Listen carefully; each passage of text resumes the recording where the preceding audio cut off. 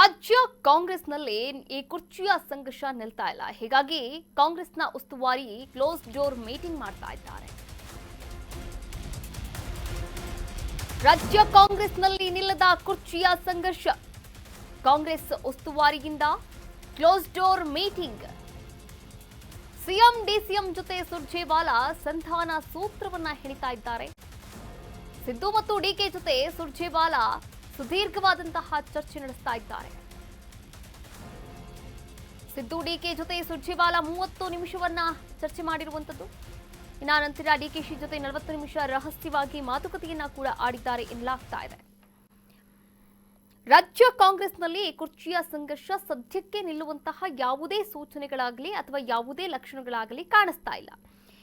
ಇದೇ ವಿಚಾರಕ್ಕೆ ಸಂಬಂಧಪಟ್ಟಂತೆ ಈಗಾಗಲೇ ರಾಜ್ಯ ಕಾಂಗ್ರೆಸ್ ಉಸ್ತುವಾರಿಯಾದಂತಹ ರಣದೀಪ್ ಸಿಂಗ್ ಸುರ್ಜೇವಾಲಾ ಅವರು ಸಿಎಂ ಸಿದ್ದರಾಮಯ್ಯ ಅವರ ಜೊತೆ ಹಾಗೆ ಡಿಸಿಎಂ ಡಿಕೆ ಶಿವಕುಮಾರ್ ಅವರ ಜೊತೆ ಒಂದು ಸಂಧಾನ ಸೂತ್ರ ಹೆಣೆಯೋಕೆ ಸಭೆಯನ್ನ ಮಾಡಲಾಗಿರುವಂತದ್ದು.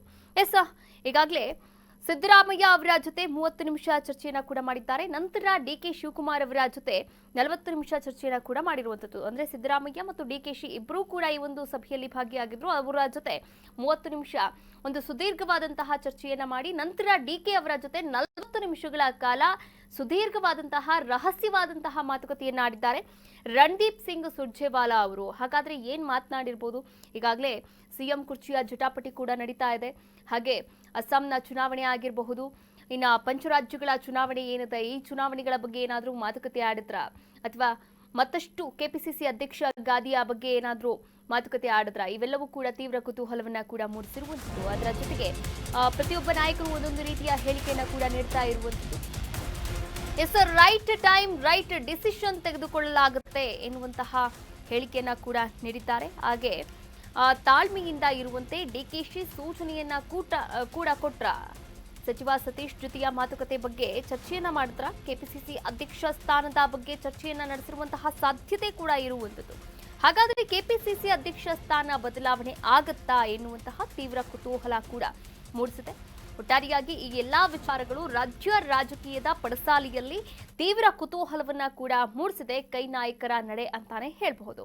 ನೋಡಿ, ರೈಟ್ ಟೈಮ್, ಸರಿಯಾದಂತಹ ಸಮಯ, ಸರಿಯಾದಂತಹ ನಿರ್ಧಾರ ಎರಡೂ ಕೂಡ ತೆಗೆದುಕೊಳ್ಬೇಕಾಗತ್ತೆ. ಆದರೆ ಎರಡೂ ಕೂಡ ಬರೋಕೆ ಸ್ವಲ್ಪ ಸಮಯ ತೆಗೆದುಕೊಳ್ಳುವಂಥದ್ದು. ಈಗಾಗಲೇ ಡಿಕೆ ಶಿವಕುಮಾರ್ ಅವರು ಕೆಪಿಸಿಸಿ ಅಧ್ಯಕ್ಷ ಒಂದು ಪಟ್ಟದಲ್ಲಿದ್ದಾರೆ. ಆದರೆ ಈ ಕೆಪಿಸಿಸಿ ಗಾದಿಯ ಮೇಲೆ ಕಣ್ಣಿರುವಂಥದ್ದು ಸತೀಶ್ ಜಾರಕಿಹೊಳಿ ಅವರಿಗೆ ಎನ್ನಲಾಗ್ತಾ ಇದೆ. ಇತ್ತೀಚೆಗಷ್ಟೇ ಅವರು ಕೂಡ ದೆಹಲಿಗೆ ಹೋಗಿದ್ರು ತಮ್ಮ ಆಪ್ತ ಬಣದ ನಾಯಕರ ಜೊತೆ. ಆದರೆ ಈ ವಿಚಾರವಾಗಿ ಅಂದ್ರೆ ಕೆಪಿಸಿಸಿ ವಿಚಾರವಾಗಿ ಮಾತನಾಡಿದ್ರ ಅಥವಾ ದಲಿತ ಸಿಎಂ ಕೂಗನ್ನ ಕೂಡ ಮುಂದಿಟ್ರ ಗೊತ್ತಿಲ್ಲ. ಒಟ್ಟಾರೆಯಾಗಿ ಸಾಕಷ್ಟು ವಿಚಾರಗಳನ್ನ ಕೂಡ ಚರ್ಚೆ ಮಾಡಿರುವಂಥದ್ದು. ಈಗ ರಾಜ್ಯ ರಾಜಕೀಯ ಪಡಸಾಲಿಯಲ್ಲಿ ಒಂದು GBA ಚುನಾವಣೆ, ಹಾಗೆ ಇನ್ನೊಂದು ಸಿಎಂ ಕುರ್ಚಿಯ ಕಸರತ್ತು, ಕೆಪಿಸಿಸಿ ಅಧ್ಯಕ್ಷ ಸ್ಥಾನದ ಫೈಟ್ ಕೂಡ ಇರುವಂಥದ್ದು, ಅದರ ಜೊತೆಗೆ ಬಜೆಟ್ ಮಂಡನೆ ಕೂಡ ಇರುವಂಥದ್ದು. ಈ ಎಲ್ಲಾ ವಿಚಾರಗಳು ಕೂಡ ರಾಜ್ಯ ರಾಜಕೀಯದಲ್ಲಿ ತೀವ್ರ ಕುತೂಹಲ ಮೂಡಿಸಿರ್ತಕ್ಕಂಥ ವಿಚಾರಗಳಾಗಿದೆ.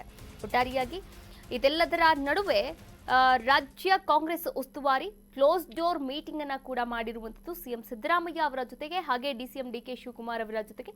ಇದು ಕೂಡ ಒಂದು ರೀತಿಯ ಅನುಮಾನಕ್ಕೆ ಎಡೆ ಮಾಡಿಕೊಟ್ಟಿದೆ. ಯಾವ ವಿಚಾರ ಅನುಮಾನಕ್ಕೆ ಎಡೆ ಮಾಡಿಕೊಟ್ಟಿದೆ ಅಂತ ನೋಡೋದಾದ್ರೆ, ಇಲ್ಲಿ ಡಿಕೆ ಶಿವಕುಮಾರ್ ಅವರ ಜೊತೆ ಮಾತನಾಡಿದ್ದು ಅಂದ್ರೆ 40 ನಿಮಿಷಗಳ ಕಾಲ ಸುದೀರ್ಘವಾದಂತಹ ರಹಸ್ಯ ಮಾತುಕತೆ ಮಾಡಿದ್ದಾರೆ ಎನ್ನುವಂತಹ ವಿಚಾರಗಳು ಕೇಳಿ ಬರ್ತಾ ಇರುವಂತದ್ದು. ಈ ಒಂದು ವಿಚಾರ ತೀವ್ರ ಅನುಮಾನಕ್ಕೆ ಕೂಡ ಎಡೆ ಮಾಡಿಕೊಟ್ಟಿರುವಂತದ್ದು.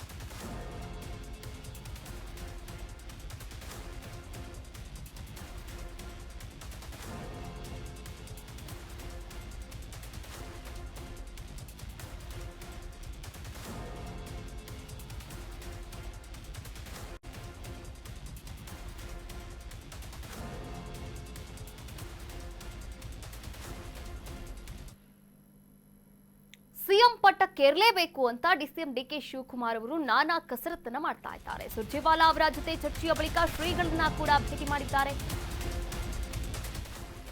ಸಿಎಂ ಪಟ್ಟಕ್ಕೇರಲು ಡಿಸಿಎಂ ಡಿಕೆ ಶಿವಕುಮಾರ್ ನಾನಾ ಕಸರತ್ತನ್ನ ನಡೆಸ್ತಾ ಇದ್ದಾರೆ. ಸುರ್ಜೇವಾಲಾ ಜೊತೆ ಚರ್ಚೆಯ ಬಳಿಕ ಶ್ರೀಗಳ ಭೇಟಿ ಮಾಡಿದ್ದಾರೆ ಡಿಕೆ ಶಿವಕುಮಾರ್. ಸುತ್ತೂರು ಶ್ರೀಗಳನ್ನ ಭೇಟಿಯಾಗಿದ್ದಾರೆ ಡಿಸಿಎಂ ಡಿಕೆ ಶಿವಕುಮಾರ್.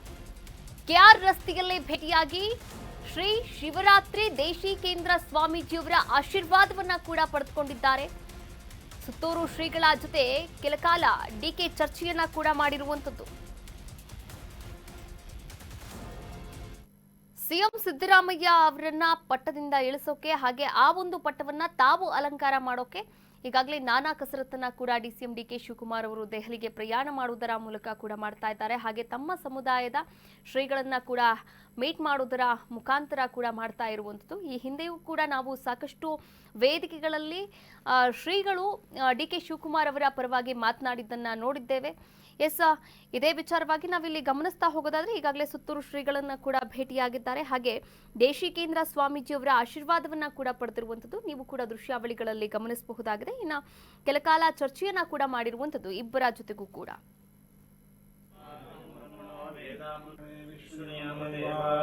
ಭದ್ರಂ ಪಶ್ಯೇಮತ್ಪ್ರಿಯಶ್ರವಾಃ ಶ್ರೀರಂಗೈಃ ಸುಸ್ವಾಗಂ ತಸ್ತನೋಭಿಃ ಶ್ರೀಮದೇವೈಕಂ ಯದಾಭಿಮೋಹಿತಾಂ ಬ್ರಹ್ಮಣೋ ವೇದಾಮೃತೇನ